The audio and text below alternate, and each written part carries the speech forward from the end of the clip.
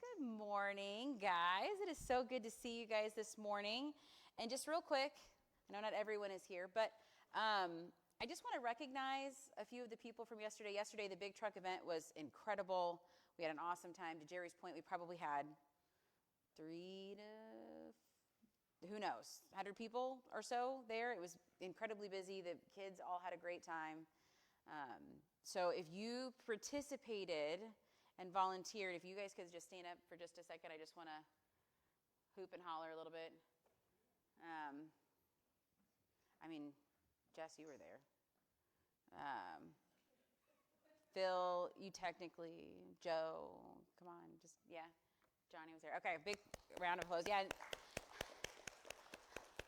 Joe and Brenda were also there. It was awesome. And then Jerry, can you come forward for just a second? I'm so sorry.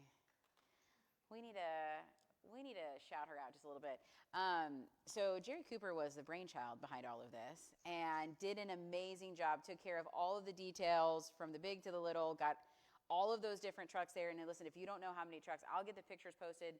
There were a ton of different trucks. She's got more lined up for next year. She put all of it together. She did incredible. So let's really give her a big round of applause. Yay! And if you're missing a small piece of hair, it may be because I'm attempting to clone you. But that's no big deal. Just look away. All right. All right. So today we are going to continue to be in the series, in our feelings. We're in our feelings series.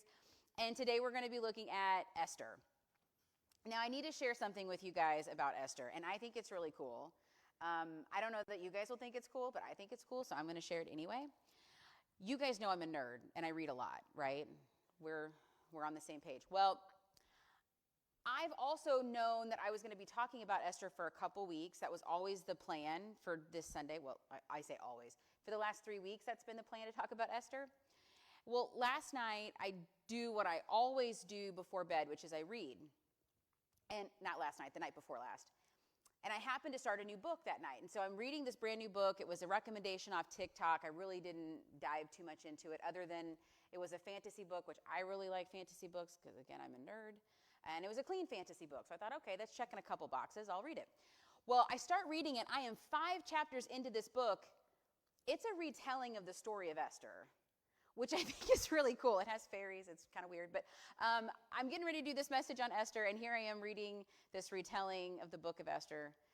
Okay, that sounded cooler in my head. But anyway, I think it's neat. You guys may not care about it, but God shows up in very interesting and fun ways. All right, time to get to the message.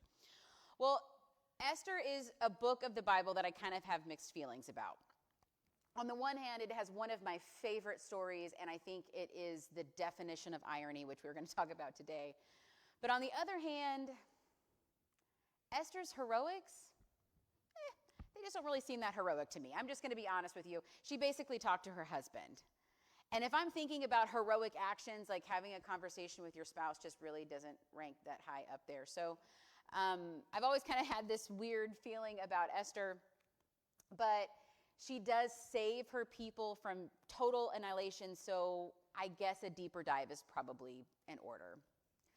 Well, we don't really know who wrote the book of Esther. The author is a mystery, but if you're wanting to know where her story fits on the Bible timeline, Esther comes right after Daniel. He was the dude that had to face the lions in the den, and God saved him from that. And then very close to that, you've got the story of Shadrach, Meshach, and Abednego in the fiery furnace. You guys there? Then you have Esther. Then you have Ezra. Ezra was the Jewish man that leads the people back to Jerusalem. And so Esther's kind of snuggled between those two stories. And the book of Esther is where we get the Jewish festival of Purim, which, listen, I'm officially petitioning that we Christians celebrate too, because it sounds like so much fun. First of all, they dress up for Purim. Does this not look like a good time? This looks like a good time to me. And listen, Purim is described as this joyous Jewish festival. It's commemorating the survival of the Jews who in the 5th century were marked for death by their Persian rulers. And they celebrate it with food. Anybody else like food? I'm a big fan. They celebrate it with charity. I like charity. And gatherings, which is parties. I also like those things. And so this sounds like a really fun time. I think we should all celebrate Purim. Well, they also read the book of Esther because Esther is the one that saved them from those Persian rulers. Now, for us Christians, if you want to understand why that still applies to us in 2024, think about it like this. Our salvation rests in Jesus. Would you guys agree? Jesus' story of God's saving work in and through Abraham's descendants would not have come to pass, which means there would be no fulfillment in Christ, therefore no gospel and no Christian church. So I guess the book of Esther is kind of important after all. Okay, but what happened? Now I'm going to give you the Cliff Notes version, but I would encourage you to go back and read it. In fact, if you're trying to find more ways to read the Bible, Esther reads a really fun story. And there's 3 parts to the story which we're going to talk about, and these 3 parts are going to weave together in this beautiful braid to tell the story. But it starts out with the first braid, or the first part, which is Mordecai, which can we just say is a fantastic name. So it's Esther and Uncle Mordecai. The king, Ahasuerus, you guys don't know how many times I had to Google that, and I think I butchered it still. So from now on, I'm not going to say his real name. I'm going to call him by his more commonly known name, which is Xerxes. This is a lot easier to say. Well, King Xerxes is married to Queen Vashti. But one night, King Xerxes calls to Queen Vashti to come and see him. He wants to show her off to his officials. Well, she says no. She says, I'm not coming. He does not care for that. And so does the only logical and rational thing, which is completely remove her title as queen and banish her from his land. Kind of escalated quickly for Queen Vashti. Well, some time passes and Xerxes cools down a little bit and he decides that he needs a wife again. And so they gather all the beautiful young women to the castle, and the one that catches the king's eye, well, this one would be named queen. If you guess that Esther was one of those beautiful women and that she was the one that caught the king's eye and was named queen, you would be right. Here's the thing. Being Jewish in a Persian country was not a good thing. So her uncle advised her to not share her Jewish heritage with anyone. This is why they celebrate Purim by dressing up, because Esther hid her identity, and so they kind of hide their identity through costumes. That's one part of the story. The other part is over here with Uncle Mordecai. Now, Uncle Mordecai liked to sit in front of the king's gate. And while he was sitting there one day, he overheard a plot to kill King Xerxes. And so the responsible Mordecai that he is, he stops it. He stops the assassination attempt, and in doing so, what he does ends up in the court records. And I need you guys to remember that, because that becomes important later on in the story. While all of these 2 parts are going on, there's this third part, which is Haman, the king's advisor. Now, Haman done a really great job, apparently, and so he got promoted. And his promotion was so high, in fact, that part of his promotion is that the king required that everyone bow down and pay homage to Haman, which became a problem when Haman sees Mordecai at the king's gate. Because part of the Jewish faith and part of our faith is that we are to bow down to nobody. And so Mordecai refuses to do this, and it infuriates Haman. And so Haman concocts this scheme where he's going to get the king to just kill all of the Jews. Here's the letter that goes out, because the king does agree, in Esther 3:13. It says, letters were sent by couriers to each of the royal provinces telling the officials to destroy, kill, annihilate all of the Jewish people, young and old, women and children, and plunder their possessions on a single day, the 13th day of Adar, the 12th month. Okay, so now all of these parts are kind of converging, and we have a much bigger problem here. Understandably, since the king has called for all of the Jews to be killed, Mordecai is distraught. He is incredibly upset. And Esther, who is now the queen, reaches out to Mordecai to check on him. And this is where Mordecai tells her that she needs to petition the king to stop this decree from happening. Esther's like, hold up, time out. I can't just go up to the king. No one can just approach the king. In fact, if I approach him and I haven't been summoned by him, I could be put to death. And you need to know he hasn't summoned for me for 30 days. So I don't think that there's a likelihood that I'm going to go in front of him and this is going to end well for me. This is where we get the famous saying, Mordecai reminds her of this in Esther 13b. Who knows? Perhaps you have come to your royal position for such a time as this. So Esther agrees to speak to the king. But she instructs her uncle to have the Jewish people fast and pray with her for 3 days. And she tells him, I will also fast and pray, and so will my servants. Now, I want to just pause here for a moment, because we need more of this. And by we, I'm kind of talking about me. I need more of this, because here is Esther, and she is facing this really dangerous and scary situation. And the thing that she knows that she needs to do in order to prepare for it is to fast and pray. Not make sure that she has the perfect dress to see the king. Not go to the hair salon and make sure her hair is done up so that she can gain favor with the king. No, she knows that her best chance at gaining the king's favor is by gaining God's favor first. And man, is that a lesson that I could apply a whole lot more to my own life. Okay, so she does it. They fast, they pray, and then she goes and she kneels before the king. And this is where I want to talk about feelings. While the Bible doesn't explicitly say how she was feeling, I think we can all take an educated guess of how she's feeling in this moment. She's got to be absolutely terrified. She knows that she's facing a very real possibility of death, and the king can reject her. Maybe because he's having a bad day, or maybe because she chose the wrong color to wear. He was not known to be a fair and just ruler. Plus, she's Jewish. And while no one knows it in this moment, she is getting ready to plead for her people. So this information is going to come out. And it's going to come out to the king that has just signed a death warrant to all of the Jewish people. So I imagine her kneeling on that stone floor, and I bet her hands were shaking, and I bet her heart was racing. She had no idea what the outcome would be. Her responsibility was in petitioning the king, and she was going to have to trust God to do the rest. Well, the king did see her, and he did raise the gold scepter. And so Esther was allowed to approach him, and the king asked if Esther wanted anything. And so she said, here's what I would like. I would like to prepare a banquet for you and Haman and myself. Well, the king agrees.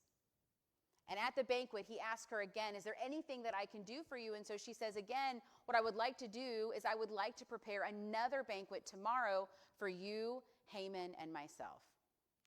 Listen, Haman's feeling pretty good right now. I mean, can you imagine how Haman's feeling? He's just gotten this super high-ranking position. He's just gotten the king to agree to kill all of the Jews. And now he gets to have dinner with the king and the queen by himself. Like, he's feeling pretty untouchable in this moment. Wouldn't you guys agree? So he goes home after this banquet and he brags about it to his wife and his friends. Here's the thing, though. There's one thing that still sticks in his craw. And that's that Mordecai, his arch nemesis, is still currently alive. So his wife and his friends say, listen, you're the king's favorite. Just go tomorrow, build a gallows, and then ask the king if you can hang Mordecai. This will be simple because the king loves you, right? So Haman agrees to do this, and this is my favorite part of the story. Because that night, the king can't sleep. And so to cure his insomnia, he orders that the court records be brought to him and read to him. Now, I imagine that's probably an effective way to deal with insomnia, is to read the court records. Well, guess which record was read? The part where Mordecai saves the king from the assassination plot. I think this is so cool because we expect God to show up in the big moments, right? The parting of the sea moments, that's where we see God. Or the saving of the people in the fiery furnace, that's God's place, right? But God also shows up in the little moments too. And here we have God showing up for Mordecai on the night that Haman is plotting to kill him. It is not coincidence that the king just so happens to not be able to sleep, and that he just so happens to have the court records read. And the court record that just so happens to be read is the very one that records Mordecai saving the king's life. This is God. showing up in an unconventional way and in a way that is really easy to overlook if we are not careful. It's one of my favorite stories and just a wonderful reminder to me of the awesomeness of our God who is intimately involved in our lives. So the king hears what Mordecai has done, and the king realizes, wait a minute, we have not honored this man who has saved my life. And so the next morning, Haman is coming in. Why is he coming in? He's coming in to get permission to kill Mordecai. And the king asks Haman this question. Esther 6:6. Haman entered, and the king asked, what should be done for the man the king wants to honor?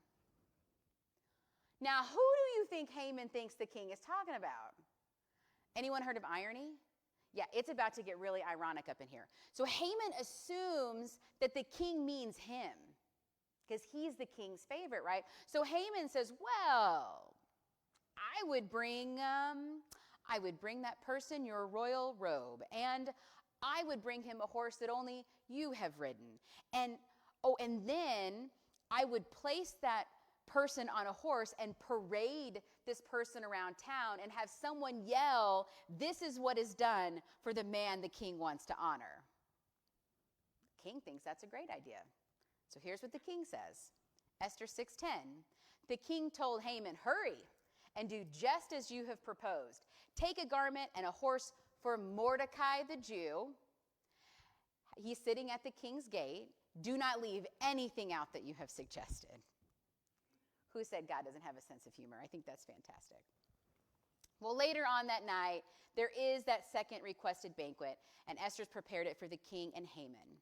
And once it's begun, the king asked Esther again, what can I do for you? And here's how he says it, Esther 7:2. Once again, on the second day, while drinking wine, the king asked Esther, Queen Esther, whatever you ask will be given to you, whatever you seek, even to half the kingdom, will be done. And here is Esther's gentle response. Esther 7:3-4. Queen Esther answered, if I have found favor with you, your majesty, and if the king is pleased, spare my life. This is my request. And spare my people. This is my desire. For my people and I have been sold to destruction, death, and annihilation. If we'd merely been sold as male and female slaves, I would have kept silent. Indeed, the trouble wouldn't be worth burdening the king. And this is the moment, because Esther is here, and she's before the king, and she's pleading her case. She's asking for the king to protect her and her people. She has to be worried about failing, because this failure comes with massive consequences. Not only for herself, it would certainly mean her own death, but failing would also mean the death to all of the Jews. Her life and the lives of her people are hanging in the balance here. So just for a moment, I want you to ask yourself how you would feel if you were in Esther's position. Would your hands shake as you poured the wine? Would your voice crack as you asked the king to spare your life? And would you steal a look over at Haman, knowing that this is the man that is responsible for this moment? This moment when she is waiting for the king to respond had to feel like an eternity. She's holding her breath, waiting for an answer. And this is the heart of what I want to talk about to you guys today. Because the 2024 application for Esther is this: do what you know to do and allow God to handle the rest. I don't know about you guys, but I am notorious for worrying about the outcome of a situation as though I have any control over it. And in the worry and the stress and the fear comes things like procrastination and manipulation and lying. These are just some of the things that we tend to do when we're attempting to control the outcome. Now, I don't know how it's working for you guys, but it's not working so great for me.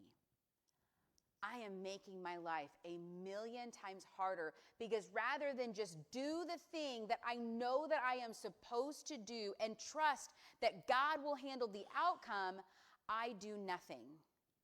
Fear paralyzes me from the actions that I know that I should be doing because I'm forgetting that I'm not the one responsible for the outcome. God is. What about you? Is there something that you know that you should be doing and you're not doing it because you're too afraid or you're too worried about what that outcome would be? Maybe you're afraid to invite a neighbor to come to church because you're worried that they won't come. They'll just reject the offer.